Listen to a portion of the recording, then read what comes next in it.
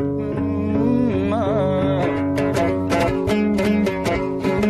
សង្វាតនឹកគុណអង្គសម្មាសម្ពុទ្ធជាមកុដផុតលោកកាជាគ្រូទេពតាមនុស្សអិនព្រំខ្ញុំសូមគុំឈ្មោះព្រះធម៌ប្រធានបវរជាពធមពធ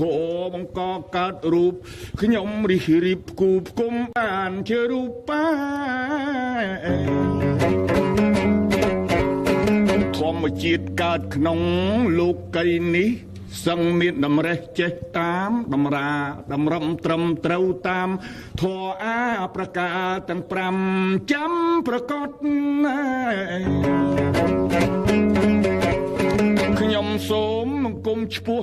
ព្រះសង្ឃប្រសើរសិលទ្រង់គ្រឿងអំមកចត់អម្ចាស់រសាត្រៃសិក្ខាបទកំណត់គ្រប់5ប៉ុនភាសាផលិតកម្មរិទ្ធីខ្មែរវីដេអូបង្ហើបបង្ហូរបង្ហាញសម្ដីផ្នែកខាងជំរាកយបៃខ្ញុំបាទឯនេះសិល្បៈគេហៅតាហើយយបៃក៏កើតមកខ្ញុំមិនអួតដោយអង្គអាច7000មុនគ្រឹះសករាជបើមានយបៃនឹងមកពីនេពីណាដូច្នេះកូនខ្មែរក្នុងស្រុកក្រៅស្រុកកុំភ្លេចវប្បធម៌ដ៏ប្រណិតកូនខ្មែរមិនត្រូវអួយភ្លេចកុំចោលគ្រាប់ពេជ្ររើសយកដុំអត់ទេ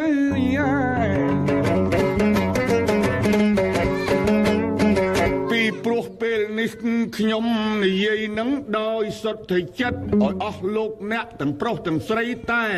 សូមអបអរណាស់ស្វាគមន៍ជាទីមនោរម្យលោករិទ្ធីវីដេអូខ្មែរនឹងពេញទីបើនិយាយលេចធ្លោថាខ្មែរវីដេអូឲ្យត្រូវសេចក្តីឥឡូវខ្ញុំបាទចូលមករៀបរាប់បន្តណែសាច់រឿងមហាព្រះវេស្សន្តរមិនមែនជារឿងតូចតាចអប៉ិចអប៉ីខ្មែរក៏មានថៃក៏មានម៉ុងហ្គូលីក៏មានរឿងគេនិទានរហូតដល់ឡាវខ្ញុំមិនហ៊ានប៉ាវទេអ្នកចបៃក៏ប៉ុន្តែលោកណារិទ្ធីខ្មែរវីដេអូក៏បានហៅខ្ញុំបាទមិនមែនថាចម្រៀងលបាញល្បីថាអញ្ចឹងក៏បានដែរចម្រៀងចបៃបានសេចក្តីតែចាស់គេហៅព្រឹទ្ធាចារ្យហើយក៏មិនមែនដាក់ឈ្មោះខ្លួនឯងទៀតដោយអបអរខាងវប្បធម៌គេហៅខ្ញុំអញ្ចឹងឥឡូវរឿងហ្នឹងខ្មែរវីដេអូបាននិទានថាឲ្យខ្ញុំរៀបបីរាប់រឿងព្រះពុទ្ធសាសនារឿងនឹងរឿងមួយជាប់តាក់ទងនឹងព្រះបរមគ្រូអង្គព្រះសម្មាហើយច្រៀងក្នុងវត្តគឺក្នុងវត្តលោកតាគឺលោកទាត់បើចឹងកាយលោកមានផ្្លាត់សូមជើញទោះសបរមីជួយថែរក្សាឲ្យលោកបានសុខក្នុងស្រុកក្រៅស្រុកបានសេចក្តីទៅចិត្តបរិសុទ្ធឯនាយសមុទ្រក៏លឺសូចបៃបានឃើញទាំងរូបភាពសកម្មភាពរឿងព្រះវេស្សន្តរជាសាច់រឿងមួយខ្ញុំមិនអួតថាល្អក៏ប៉ុន្តែវេស្សន្តរនឹងជារឿងមួយល្បីមិនមែនស្ដាប់ដឹងតែខ្មែរមួយទេទស្សសាសគេជាតិដទៃបានសេចក្តីឋានៈកាន់ពុទ្ធសាសនា500លានរឿងព្រះវេស្សន្តរបើចឹងការល្អត្រូវរៀបរាប់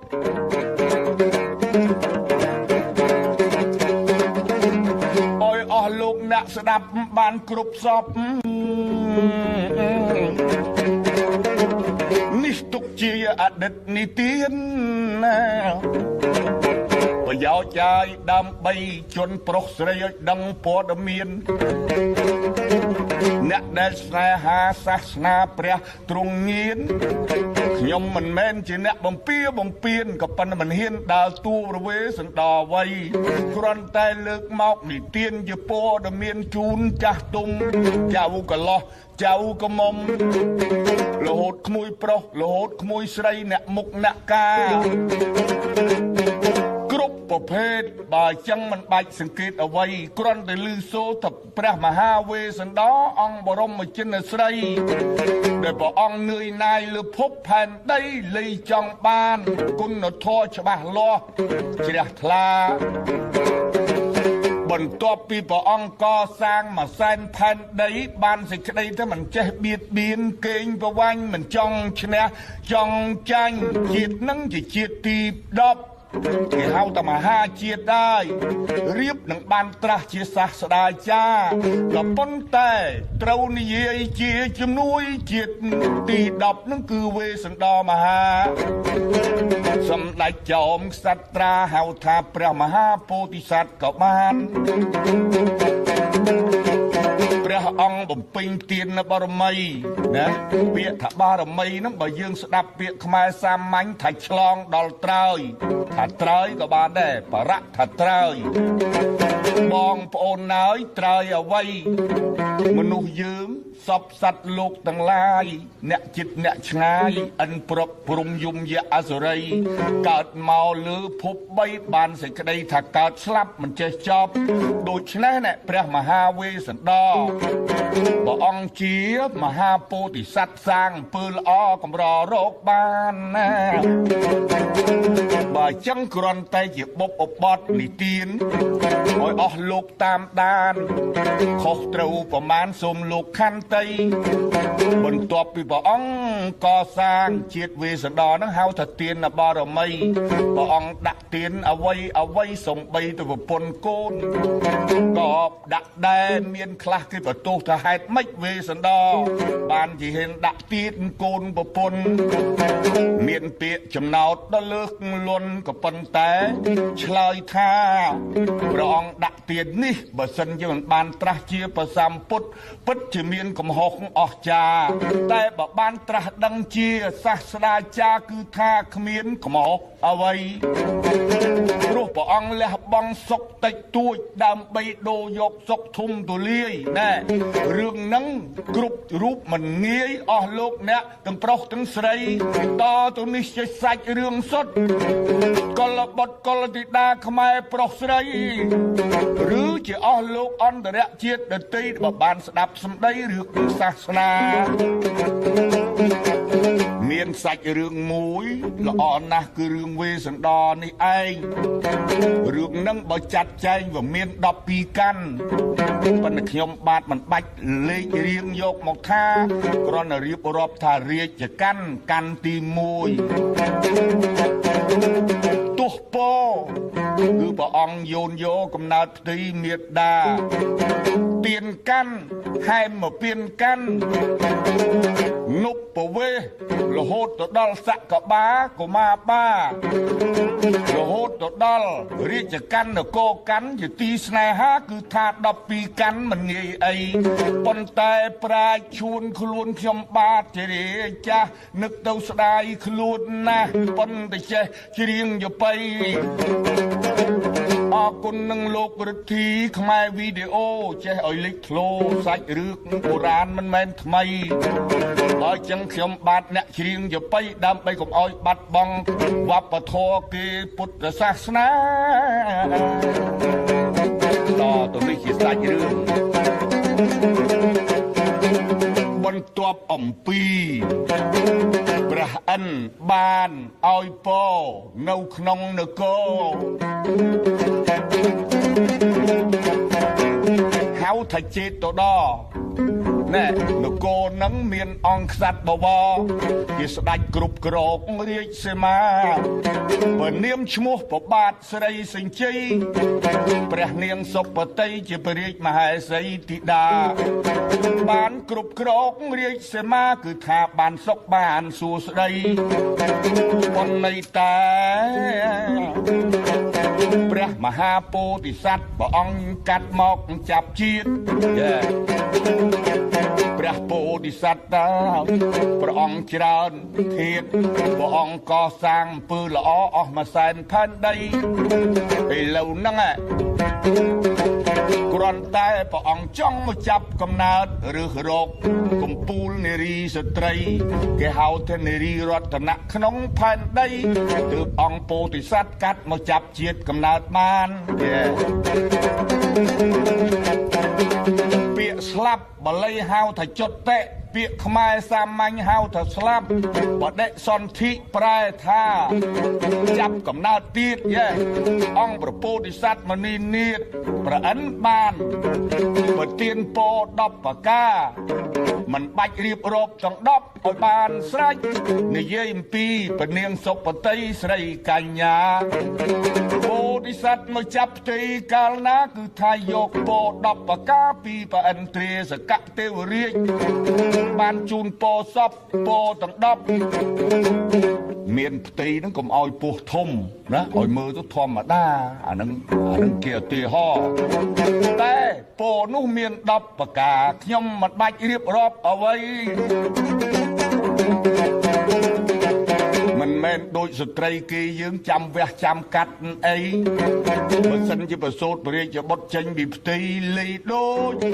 ចេញពីមុងគ្មានប្រឡាក់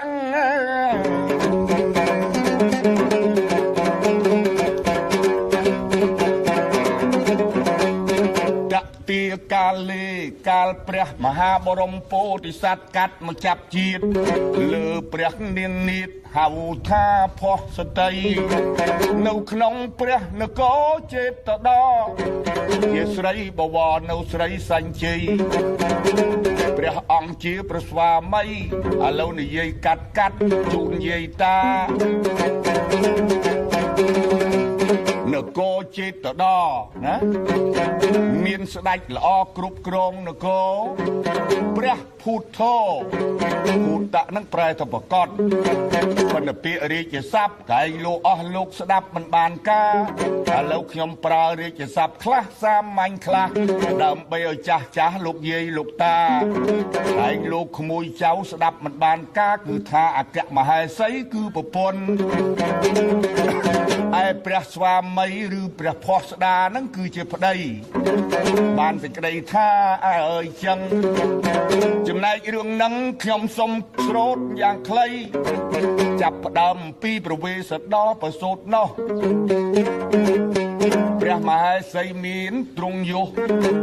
ព្រះនាងចង់យាងចេញពីវាំងជ័យដូចជាអបសុកណាស់ក្នុងពេលព្រឹកឡើងថ្ងៃពេញបូរមីមិនដឹងជាហេតុអីនាំឲ្យមហេសីចង់ទៅផ្សារនិយាយឧទាហរណ៍ច្បាស់បន្តិចទៅដូចជាផ្សារព្រែកភ្នៅឬគីឡូលេខ9អវកប់នឹងតាប្រាជ្ញឈួនដែលបានជិះមកកាត់ផ្សារអានឹងជាឧទាហរណ៍ក្នុងស្រុកខ្មែរទេក៏ប៉ុន្តែខ្ញុំរៀននិយាយពីវេស្សន្តរអង្គុមារពេលដែលព្រះនាងយាងចេញពីវាំងរដ្ឋាទេដាមកដល់រៀនផ្សារនេះគេលក់ដូរមានត្រីសាច់មហូបចំណីនំក្រៀបនំក្រូចនំធំតូចមាននំចាំងនំប៉័ងនំពៀនំអាកោមានកន្លែងខ្លះគេលក់ត្រីស្ងោរស្រាប់តែគេកំពុងតែលក់ដូរមិនដឹងជាហេតុអីមានតែអង្គរៈ3 4នាក់អត់មានណាណីគាត់មកដល់រៀនផ្សារថ្មីពេលម៉ោង8ស្រាប់តែប្រសូតបុតអញ្ចឹងហើយបានជាមានពាក្យហៅថាវេសន្តរៈបញ្ជាក់ថាវេសន្តរហ្នឹងប្រសូតនៅក្នុងចន្លោះរៀនផ្សារគាត់ទៅប្រសូតមកកាលណាទាមេត្តាធ្វើទានគួរឲ្យអស់ចាស្រាប់តែមានពាក្យនិទានព្រះរាជកុមារគ្រាន់តែប្រសូតមកនៅក្បែររៀនស្រាប់តែទាម៉ែធ្វើទានពេលម៉ោង8គួរឲ្យអស់ចាណាស់តែ ទាំងក្មេងទាំងចាស់អ្នកផ្សោអ្នកផ្សាមកមើលឈូឆាយអស់ចាថាខ្លះភ្លេចធុងការ៉ែមកៃខ្លះភ្លេចជែកជៀនពីឆក់ពីខៀនមកមើលថាកូនអីក៏ប៉ុន្តែកូនស្ដាច់ផែនដីនិយាយស្ដីថាសុំម្ដាយធ្វើទៀនពាក្យថាចង់ទៅឲ្យគេហ្មង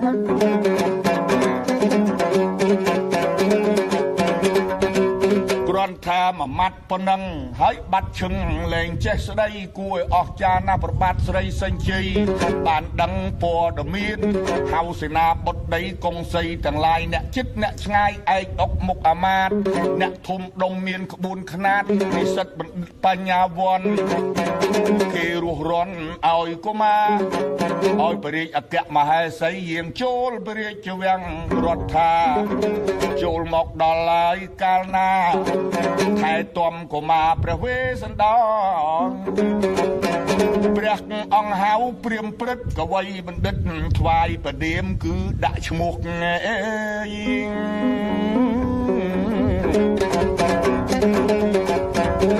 ពេលនឹងជាកិត្តិយសគួរឲ្យហេតុអស្ចារ្យព្រះពោធិសត្វដែលកើតហ្នឹងនិយាយពីសត្វសាហាវទាំងឡាយដែលធ្លាប់កាចអស្ចារ្យ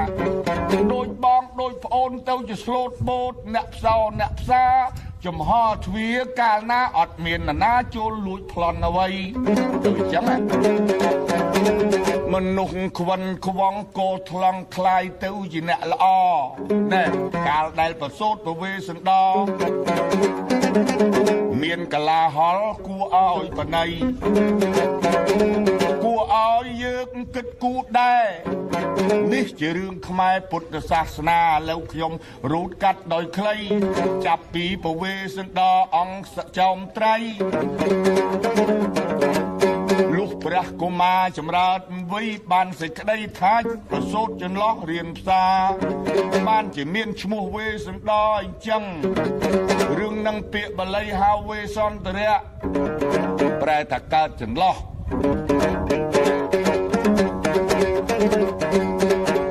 ដូចយ៉ាងអត់ដល់កាប់ប៉ុណ្ណឹងគឺ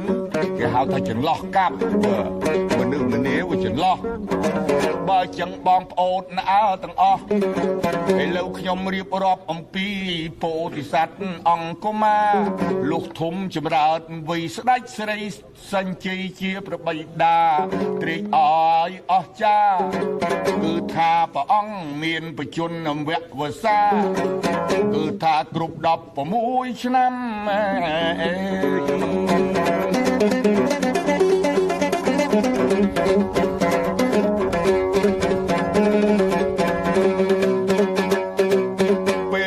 ព្រះអង្គក៏បានធំរៀនចេះត្រៃវេទបើតាមសង្កេតទៅព្រះមហាពោធិសត្វ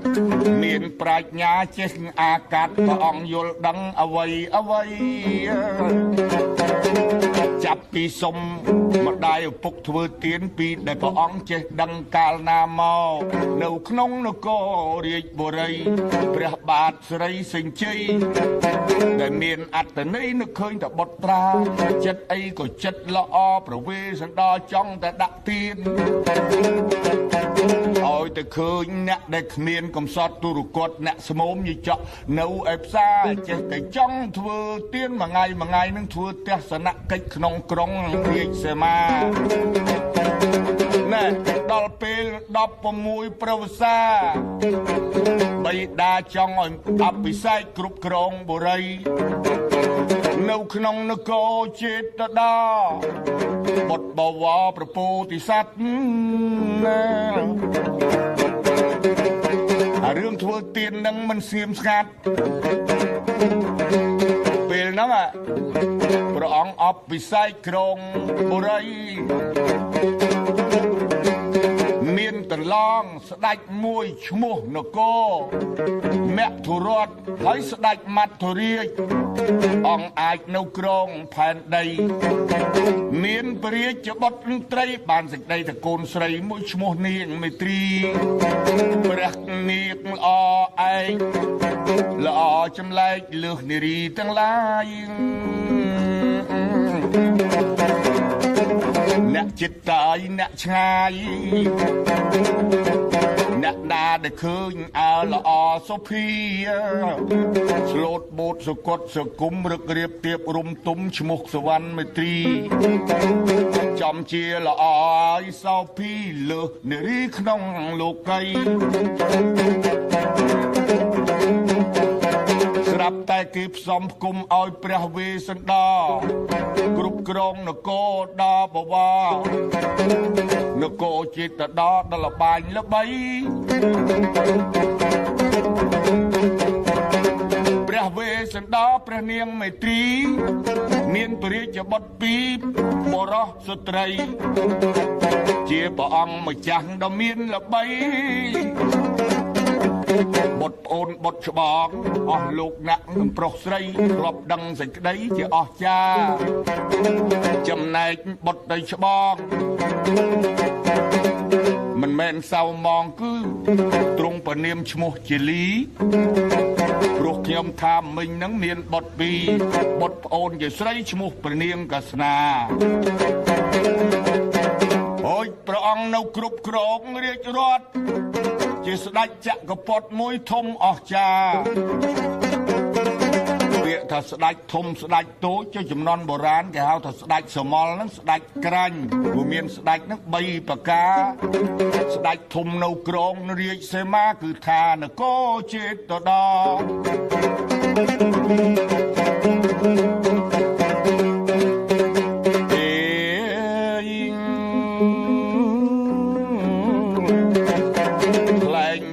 ព្រះចោមខ្សាត់មិនបាត់ទេរឿងឲ្យទៀតណាពីព្រោះអស់លោកស្ដាប់ជាប្រធានក្រែងមានលោកចាស់ចាស់ប្រធាចាព្រះអង្គធ្វើនេះប្រយោជន៍ដើម្បីនឹងបានត្រាស់ដឹងគេហៅទៅជួយស្រោចស្រង់សត្វលោកានេះព្រះវេស្សន្តរអង្គសត្រាឥឡូវនេះបានអគ្គមហេសីព្រះអង្គធ្វើទានរាប់កោតឃ្លាំងតាំងពីអ្នកក្រអ្នកមានអ្នកចិត្តអ្នកឆ្ងាយអ្នកកំឡោះកមុំមេម៉ាយឲ្យទៅចង់បានអ្វីពាក្យថាសត្តកមហាទានគឺឲ្យទៅគេចង់បានអ្វីអ្វីណែព្រះអង្គសុំច្បាប់ប្របីដាច់នាមស្រីសញ្ជ័យ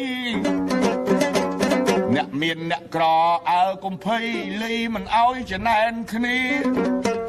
តាំងពីពេជ្រតាំងពីមាសរហូតតាំងពីដូរតន្ត្រីកហើយមិនរើសថាអ្នកមានអ្នកក្រអាហ្នឹងគេហៅថាទៀន7ថ្ងៃមនុស្សម្នាសបាយអបអ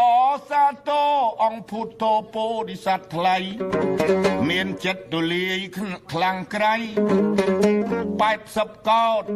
ដាក់តែ7ថ្ងៃវិស័យដូចជាពាក់កណ្ដាលហើយព្រះរាជទ្រព្យទាំងប្រមាណណែដល់វលឺសូថាព្រះពោធិសត្វធ្វើទាននឹងខ្លាំងពេកលឺសូហាក់ដូចជាដំណឹងនឹងជ្រៀតជ្រែកទៅដល់នគរចិត្តឆ្ងាយមាននគរមួយគោកកាំងភ្លៀករាំងមិនសូវសបាយអ្នកស្រុកអើទាំងឡាយកំពុងតែអត់បាយកើតទូរភឹកច្រើនអស្ចារ្យឈ្មោះនគរក្លឹងគ្រាពួកនមើនរាសនៅនគរហ្នឹងឥឡូវនេះយើងហៅថានគរក្លឹងពាក្យសំស្ក្រឹតក៏ប៉ុន្តែយើងនិយាយខ្មែរធម្មតាពួកក្លឹងគ្រាលឺសូល្បីអបអរថាមានដំរីសអស្ចារ្យដំរីនោះបើសិនជាឲ្យទៅដល់ណាគឺថាភ្លៀងក៏ធ្លាក់ទៅទីនឹងបានយ៉ាគឺបច្ច័យអ្នកគិនរិនគុជសាជាដំរីស្អាតអស្ចារ្យជាបរិយាជាទ្រព្យដំរីមង្គលដ៏មានភ័ព្វអស់លោកអស់អ្នកស្ដាប់ញាតសណ្ដាតណាខ្ញុំបាទសម្ដែងរឿងវេស្សន្តរឥឡូវព្រះអង្គឮ សូពេញទីឋាននគរចិត្តឆ្ងាយទាំងប្រមាណតែងតែចង់បានមកមើលប្រភពក៏អដែរមានស្រុករាំងភ្លៀងនគរមួយឈ្មោះក្លឹងគ្រាពួករះបះបោមកសុំដំរីសឈ្មោះបច្ច័យអ្នកគេនរិនបវព្រះពោធិសត្វតើយដុតកាងថ្កានថាបើគេហ៊ានសុំអញហ៊ានឲ្យថ្ងៃមុខថ្ងៃក្រោយចាំដោះស្រាយគ្នាបានពីព្រោះគេឡើងទូលដល់ប្រក្សិតខ្សានតអោព្រះមហាពោធិសត្វវេសន្តរថ្លៃថ្លាស្រុកខ្ញុំនគរខ្ញុំអ្នកតូចអ្នកធំកមុំកំឡោះក្មេងចាស់កាយទាំងអស់ស្ងួតក្រៀមក្រោះទាំងសัตว์ណាកែបអង្គុគោកបីសេះដំរីខ្លោងខ្លាគ្នាអត់អាហារគឺថារាំងនឹងយូរឆ្នាំខ្លាំងក្រៃរាំងរហូតដល់2-3ឆ្នាំខ្ញុំរងកម្មមកសុំដំរីសព្រះមហាវេស្សន្តរឮសូរការត្អូញត្អែរបស់ប្រុសស្រីចិត្តព្រះអង្គស្មោះសរបន្ថយឲ្យទៀតសត្វដំរីពួកក្លឹងគ្រាសក៏យកទៅអស់លោកហើយគួរឲ្យបណៃនិយាយពីក្នុងនគរចេតដល់នេះវិញពួកអ្នករាជការមុខមន្ត្រីប៉ុន្តែក្នុងនោះគេនិយាយថាពួកស្រីភិរាបានបះបោឈូឆាថាមិនត្រូវទុកទេព្រះវេស្សន្តរព្រោះវាខុសច្បាប់ក្រឹតវិន័យព្រះរាជទ្រព្យនឹងមិនមែនជារបស់ផ្ទាល់ដំរីមង្គលសម្រាប់បុរី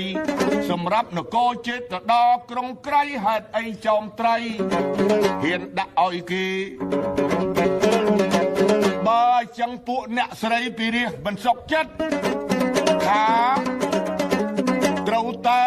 ទាមទារយកជីវិតព្រះវេស្សន្តរពីព្រោះព្រះអង្គឥតមានសួរនរណាមួយម៉ាត់ហ៊ានដាក់ទានដំរីសរឿងរ៉ាវនឹងគួរឲ្យខ្លោចផ្សាដំរីមង្គលកាត់ថ្លៃមិនបានហ៊ានអីខ្សាត់ខ្សានលើកឲ្យទៅនគរណាមិនសួរអ្នករាជការបើចឹងទទួលដល់អង្គប្របីតាគឺព្រះបាទមហាស្រីសញ្ជ័យ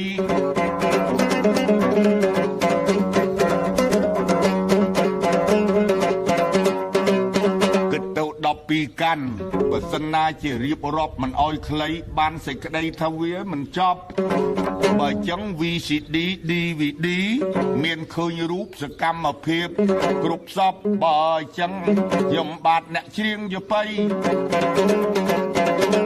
ក្រុមហ៊ុនលោករដ្ឋីខ្មែរវីដេអូបង្ហើបបង្ហូរបង្ហាញសម្ដី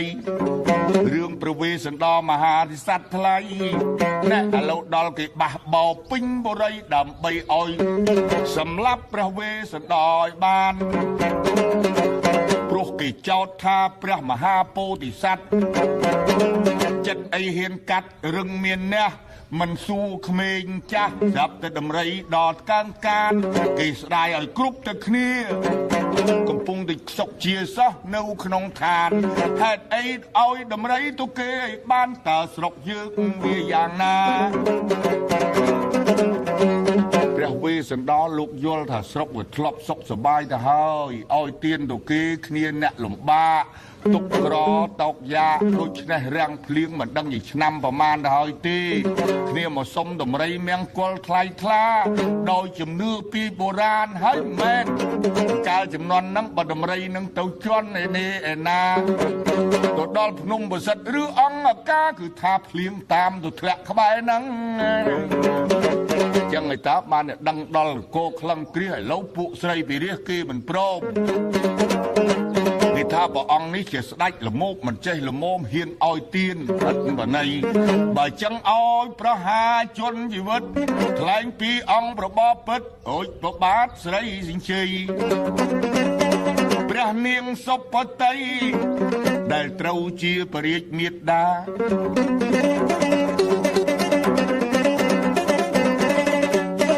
ហៅមហា ពោធិសត្វស្ងាត់ទៅស្ងាត់មកអង្វរអេស្អែកនេះកើយកូនវេសណ្ដោត្រូវពួកស្រីពីរាជគេឲ្យឪពុកយកទៅប្រហារ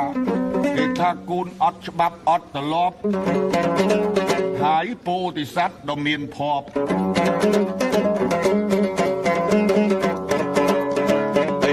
មិនដឹងគិតយ៉ាងណាថាដំរីមង្គលល្អណាស់កាត់ថ្លៃជាមាសពេជ្រមិនដឹងជាប្រមាណទេឥឡូវហ៊ានឲ្យទៅអ្នកដតីបើអញ្ចឹងត្រូវបណ្ដេញកុមារត្រូវកាត់កត្រូវបហាព្រោះថាគេមិនសុខចិត្តអ្វីបើអញ្ចឹងបពិតកូនវេសណ្ដោឥឡូវបៃតាបានសុំអ្នកស្រីពីរាថាធ្វើម៉េចកុំឲ្យកូនខ្ញុំវិនាសឥឡូវសុំតែបំបរបងទៅព្រៃតើព្រះរាជបុត្រសុខចិត្តដែរឬយ៉ាងណាពោធិសត្វទូលថាអោប្រវោបៃតាជាម្ចាស់សេរីស័យកូនមិនថាអីទោះបីបៃតាចាត់ការយ៉ាងណាទោះប្រហារជីវិតឬមួយដាយនិរទេសបំបរបងកូនមិនស្ដាយរូបមិនស្ដាយអង្គឥឡូវឲ្យចេះចោះសុំត្រឹមបំបរបងចោះលោករាជការបានឬទេនេះជាពាក្យស្នើរបស់ក្សត្រាព្រះស្រីសេចក្ដីប្របាទប្របីដាប៉ុន្តែពួករាជការគេថាអញ្ចឹងក៏មិនទាស់អីកុំឲ្យនៅកាន់នគរសោយរាជទៀតមនុស្សនេះទៅលាយចង្អៀតទៅលាយរហូតដល់ដាក់ទៀនដំរីបើអញ្ចឹងប្របាទស្រីសេងជ័យឃើញកូនប្រុសមានអត្តន័យព្រមទាំងពនាងព្រះរាជមហេសីនោះមេត្តាសុផតីអាល័យអឡោះកូនប្រុសថ្លៃដ៏អស្ចារ្យអោកូនប្រុសសម្លាញ់មិនចេះអស់អញនឹងងៀតទាំងឡាយមានចិត្តទូលាយផ្សព្វផ្សាយកូនប្រកបដោយធម៌មេត្តាឥឡូវជ្រុលជើងជ្រុលដៃដាក់ទៀនដំរីមង្គលថ្លៃថ្លាតែឥឡូវពុកសុំគេមិនប្រហារឲ្យបុត្រាចេញទៅនៅក្នុងព្រៃ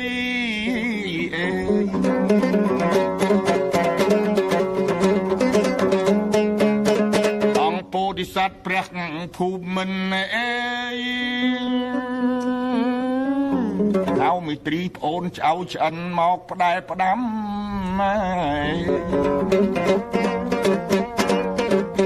ឥឡូវឲ្យយើងរស់នៅក្នុងគុកកម្មបោកផ្ដាំតប្អូនត្រូវនៅបរិយថែព្រះរាជបុត្រទាំងពីរបងលាមីទីបុះជាអ៊ីសី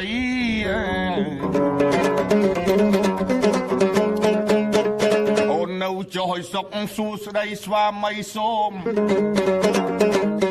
ជំរាបលា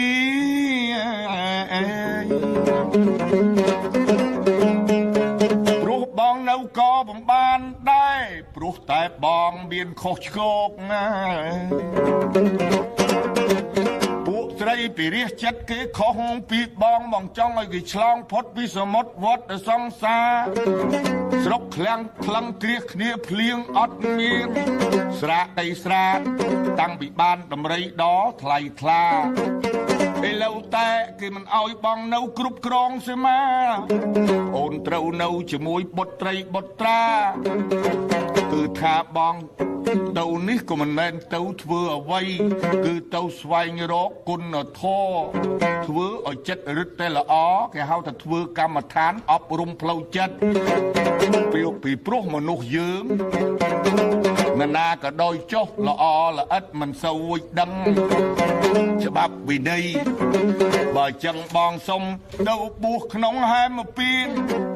អូននៅឲ្យបានសុខសួស្ដីព្រះនាងមេត្រីហេតុតែស្ត្រីស្ទើររកគ្មានក្នុងលោកីស៊ូចេញតាមប្តី លើកពោបុត្រីហើយនឹងបុត្រាពនាងបានជម្រាបអស់លោកទាំងឡាយអ្នកជិតអ្នកឆ្ងាយសេនាបតីព្រមទាំងលោករដ្ឋមន្ត្រីឯកឧត្តមឬជាអុកញ៉ាមុខអាមាត្យទាំងប្រមាណកុំស្មានថាខ្ញុំមិនយាត្រាបើសិនជាព្រះស្វាមីយាងទៅណាមេត្រីអើយស្រុកកញ្ញាគឺថាត្រូវតាមជាមួយស្វាមី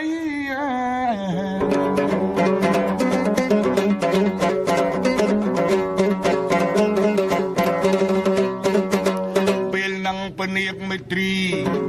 នាំបុត្រទាំងពីរប៉ុន្តែប្របាទស្រីសេងជ័យចែករាជរដ្ឋជាមង្គលពិតប្រកប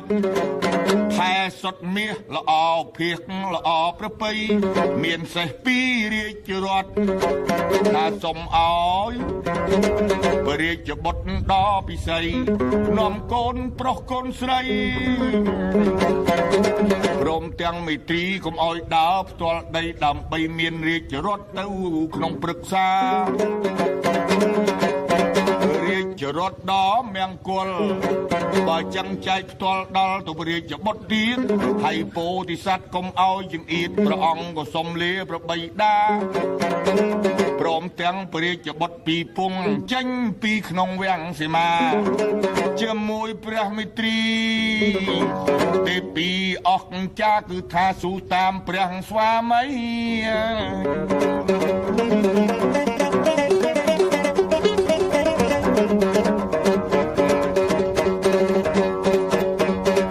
ពេលនឹងព្រះអង្គ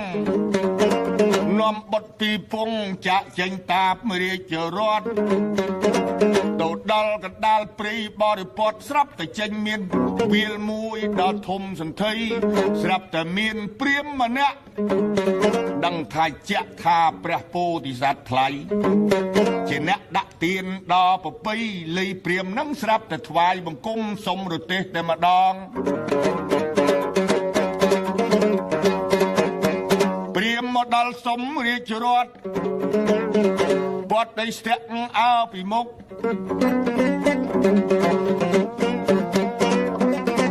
វេសដាលែងប្រើពាក្យរាជស័ព្ទហើយថាកូនមេឪពុកពេលនេះគេសុំហើយគ្នាអ្នកក្រក្រៃបើហ៊ានសុំរាជរដ្ឋគាត់ឯងយកទៅចោះខ្ញុំមិនថាអីប្របួលកូនប្រពន្ធប្តីលែងធ្វើជាស្ដេចលែងធ្វើជាអីលីឲ្យរាជរដ្ឋព្រាហ្មណ៍នឹងទៅចុះ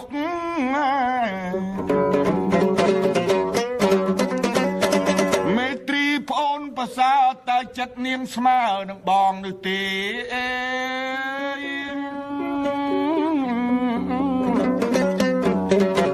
យើងធ្លាប់ធ្វើស្ដេចនឹងគេឥឡូវបើមានគេសុំប្រទេសសលៃទេសរដ្ឋរាជរដ្ឋនេះមិនដឹងជាថ្លៃប្រមាណបើគិតជាឡានចំនួនយើងសម័យប្រហែលជាថ្លៃស្មើនឹងអាឡង់ទីសប្រហែលជាគុំព្យូទ័រ10 20ក៏ថ្លៃមិនស្មើរត់នឹងផងឥឡូវព្រះអង្គឲ្យទៅគេព្រាមនៅទំនេរសុំរទេសពេលហ្នឹងព្រះអង្គគិចវេះចេញពីរទេសយាងផ្ទាល់ដីទៅជារាសាមាញ់សុតបីបុតអើពិសី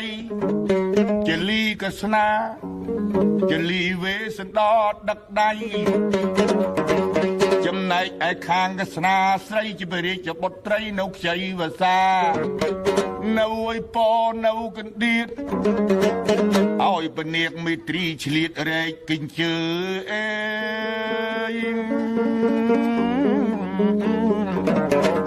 បន្ទាប់ពីព្រានចាស់សុំរាជរដ្ឋព្រះអង្គបបត់ចេញដើរដល់ល្អនាំប្រពន្ធចេញចោលពីព្រោះលះបងរាជសម្បត្តិបុរីទៅជារាជសុតនាំបុត្រទាំងពីរកស្នាជាលីថ្នាក់ថ្នម3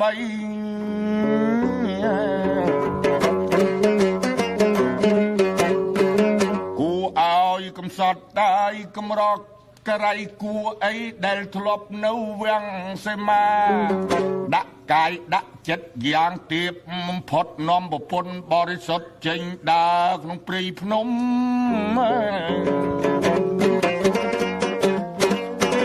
នាំកូនតូចចាយកូនធំអត់ស្បែកជើងអីខំយត្រាអសូរពុរិស័ទយ៉ាងឆ្លៀវឆ្លាតព្រះអង្គកាត់ស្បូវស្មាតបន្លា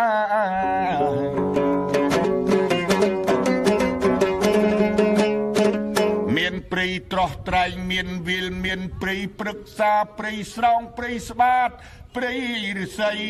មានសត្វតូចចាយសត្វធំនៅក្នុងព្រៃភ្នំចតុបាតទ្វេបាតព្រះអង្គខំសង្វាតនាំកូនប្រពន្ធយាងកាត់ព្រៃ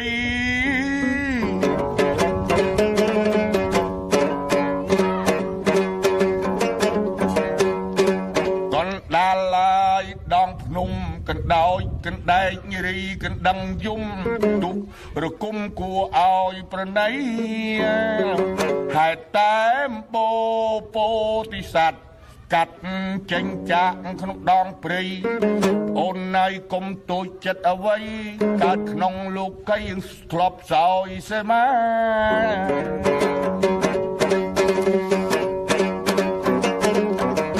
ឥឡូវយើងដាក់កាយដាក់ចិត្តព្រោះបងអាណិតសពសត្វលោកកើតមកឆ្លក់កៃជោកដោយទឹកកិលេសវត្តដល់សង្សារកើតស្លាប់កើតដែរមិនចេះចប់បងចង់យកឋានមួយស្ងប់ថ្លៃថ្លាគឺបរមព្រះនិព្វានដ៏អស្ចារ្យមិនសូវអ្នកណាទិញសម្បត្តិទៅដល់មនុស្សសលោកសពសត្វលោកអើទាំងឡាយវតែងតែខ្វល់ខ្វាយក្នុងលោកអើទាំងបីឥឡូវមហេសីអូនកុំកើតកង្វល់មានតែកូនពីរយើងពីរនឹងត្រូវជា4កុំខ្លាចកំសត់ខ្លួនចេះតែដើរឲ្យដល់ត្រង់ណាដែលល្អអានិមលយើងខំមៀតលបាយកលគឺយើងខំកសាងគុណធម៌ឲ្យបានថ្លៃថ្លាបើចឹងកូនទាំងពីរមិត្តមុំអ្នកកុំយំខំដើរទៅកូនប្រុសខំដើរកាត់ព្រៃជ្រៅមិត្រីបីបំថ្នមកុមារីស្រីកស្នាខំដើរកាត់ព្រៃស្បូវស្បាតមានសត្វដីផងយះយំកឹកកងគួរឲ្យអនិច្ចាគ្រួចគ្រៀលសគៀលស្យងតែយ៉ងធ្លុំរលកមានកងសត្វកុកកងោកមានបោលតោកមានឆ្មាបាលងាវកក់ទឹកង៉ែតទៅដេវិចស្រែកយំពីលិចមានសត្វកសាទុំដើមកសាំងខ្ពស់អស់ចាពេលពពូលទុំបែកសាខាផ្លែផ្កាជំរុះរយដោយដី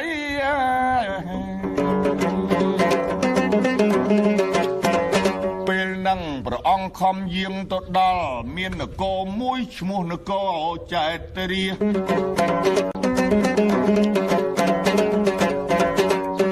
ពនាមស្ដេចទេអស់លោកដែលស្ដាប់ពេញពាឈ្មោះស្ដេចចេតរាជគ្រប់គ្រងបរិយឯនគរឈ្មោះមាតទៅដល់ផុសកៃផលជាសម្លាញ់ថ្មីធ្លាប់ធ្វើជាសម្លាញ់ដល់ប្រពៃនៃប្របាទវេសណ្ដោស្ដេចចេតរាជឮឃើញហើយក៏ទទួលស្រួលស្រស់ណាស់នាំកូននាំប្រពន្ធមកផ្ដេសផ្ដាស់មកមើលសម្លា លាញ់តើហេតុយ៉ាងណាមានខឹងនឹងណាអន់ចិត្តអន់បទីអធិស្ស្រ័យនឹងនគរចេតដមើលប្រាប់យើងខ្ញុំមួយបានល្អបើសិនជាគេអន់ចិត្តរឿងអីហើយដើរមកនឹងគ្មានរាជរដ្ឋគ្មានអាមាត្យស្រាប់តែសង្វាតមកទៅប្រពន្ធប្តីដូចរាសសុទ្ធអញ្ចឹងតើជាងមកធ្វើអ្វីមានអន់បតីនឹងណា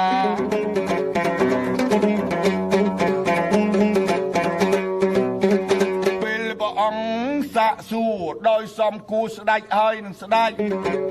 គំនប់គប់គួរគ្នាស្រេចចិត្តរិះបានសួរថាវេសន្តរ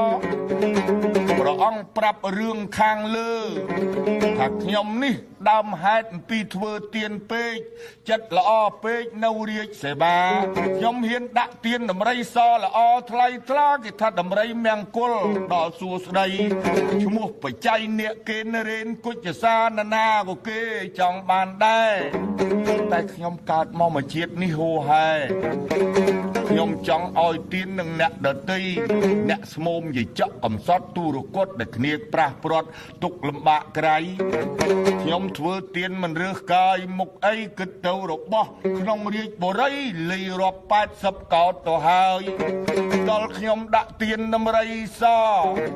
ពួកគេថាចិត្តខ្ញុំល្អពេកបើចឹងគេត្រូវកុំឲ្យនៅក្នុងនគរគេអត់ដីតាអាលអត់ត្រេកមិនចង់បានមនុស្សអញ្ចឹងគ្រប់គ្រងបរិយពួកស្រីពិរិះគេវ័យបណ្ដេញគេបហាជីវិតក៏ប៉ុន្តែបពិតព្រះបិតាខ្ញុំសុំដោយពិត្រី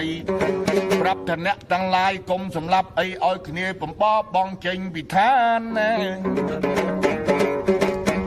រឿងខាងលើអញ្ចឹងរឿងនឹងបានជាខ្ញុំមកដល់បើអញ្ចឹងស្ដេចនេះជាស្ដេចមង្គលស្ដេចចែកទៅរាជសូមលោកជ្រាបដើមដានខ្ញុំបានឲ្យអ្នកសួរដណ្ដឹងឥឡូវខ្ញុំប្រាប់អ្នកឲ្យដឹងអ្នកកុំខានចេតរាជថាអខ្សាត់ខ្សានខ្ញុំក៏មិនបានបំភ្លេចសម្លាញ់អីឥឡូវចែកនគរគ្នាមួយចំហៀងម្នាក់ឲ្យអ្នកនៅគ្រប់គ្រងនគរទាំងពីរទាំងប្រវេសន្តរទាំងមេត្រីនៅស្រុកខ្ញុំចុះមិនខ្វះទេអាហារចំណីផ្លែឈើខ្ញុំក៏ឥតរដូវខ្វះអីតាំងពីឆ្នាំសកូវតាំងពីទឹកឃ្មុំរហូតស្រូវសាលីស្រូវសូម៉ាលីអាយនាងមិញបើខ្ញុំមិនចេញល្អចំណៃអញ្ចឹងព្រះអង្គនៅគ្រប់គ្រងបរិយមាសពេជ្រអីក៏មិនខ្វះដែរវេសន្តរថាទេខ្លួនខ្ញុំអត់មានសុំក្រងរាជនឹងនរណាទៀតខ្ញុំនេះអើបតីតលាយមិនមែនចង្អៀតចិត្តខ្ញុំសុំបដិញ្ញាសម្លាញ់ថាអញ្ចឹងខ្ញុំអត់ដែរក៏ប៉ុន្តែខ្ញុំសុំទៅស្បៀងអាហារដើម្បីនាំប្តីប្រពន្ធនិងកូនបុត្រីបុត្រាគឺថាទៅរកកលែងអីសីបងប្អូនពុទ្ធបរិស័ទពាក្យថាអីសីមួយម៉ាត់ហ្នឹងក៏ប្រែឲ្យចំថាអ្នកស្វែងរកគុណធម៌ដ៏ឧត្តមអាហ្នឹងអត់ខុសទេប៉ុន្តែបុរាណគេហៅថាអីសីហើយបើនិយាយមួយម៉ាត់យ៉ាងចំថាអ្នកស្វែងរកគុណធម៌ដ៏ឧត្តមយ៉ាបើអញ្ចឹងប្រាជ្ញឈួនខ្ញុំនិទានស្ដីរៀបរឿងវេសន្តរឲ្យបានល្អតទៅទៀតចែកជូនអស់លោកសន្តានញាតិប្រហែលជាលោកស្ដាប់ជាបៃព្រះនាងមេត្រីព្រះវេសន្តរនាំកូនទាំងពីរបវរចេញពីមាតុដុលបរិយសុំតែស្បៀងសុំតែចំណីដាក់កញ្ជើដាក់ល្អីមិនបាច់ចាំមែនមានអាទិសសលៃជូនខ្ញុំទៅឡើយ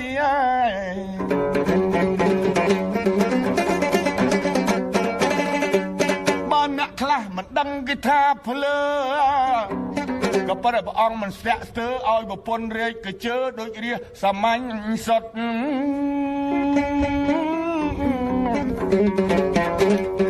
ដៃម្ខាងពោបុតប្រោះម្ខាងរាជកញ្ជើល្អីឯពីនាងព្រះនាងមេត្រីទូលកញ្ជើពីរមានមហោបមានចំណៃ ប្រហោះមកខាងលើកកូនស្រីបីហើយចេញធ្វើដំណើរដើរទៅដូចជាអ្នកសាមញ្ញធម្មតាដើរអញ្ចឹងទៅបើអ្នកព្រែកភ្នូក៏គេមិនថាស្ដាច់ដែរច្រឡំគ្នាទៅហើយដូចជាស្រុកខ្មែរអានឹងបានសេចក្តីថាលោកចេះកលៃចេះកលាខ្លួនដាក់ចិត្តដាក់កាយនាំកូនទាំងពីរអស់ខ្វល់ខ្វាយចេញពីមាត្រទៅដល់បរិយខ្ញុំស្លេះតនឹងសិននិយាយអំពីអចុតតិស័យលោកនៅក្នុងព្រៃចម្រើនព្រឹទ្ធភាវនាអចុតតិស័យយ៉ាងមមមានអាស្រមមួយនៅចម្រើនព្រឹទ្ធបានសេចក្តីទៅធ្វើធម៌ស្រុកយើងស្រុកខ្មែរហ្នឹងបើយើងគិតក៏មិនខ្វះដែរអាស្រមឥសីពាក្យថាអាស្រមហ្នឹងអ្នកដែលគេធ្វើកម្មដ្ឋានគេហៅថាសិលវ័នសីលវតីឥឡូវបែរមកនិយាយពីព្រះនាងមេត្រីអគ្គមហេសី3បុត្រវិសុទ្ធិពងព្រះនាងកស្នាមេត្តាអ្នក3ពោព្រះវេស្សដា3ត្រពោកូនប្រុសមិនឈប់បងអង្គទៅដល់ពាក់កណ្ដាលដងព្រីជួបអចុតតិស័យដែលចិត្តលោកល្អជ្រះភោផង់លោកបានចម្រើនកម្មដ្ឋានដែរគ្រប់អង្គនៅក្នុងដងគិរីព្រៃ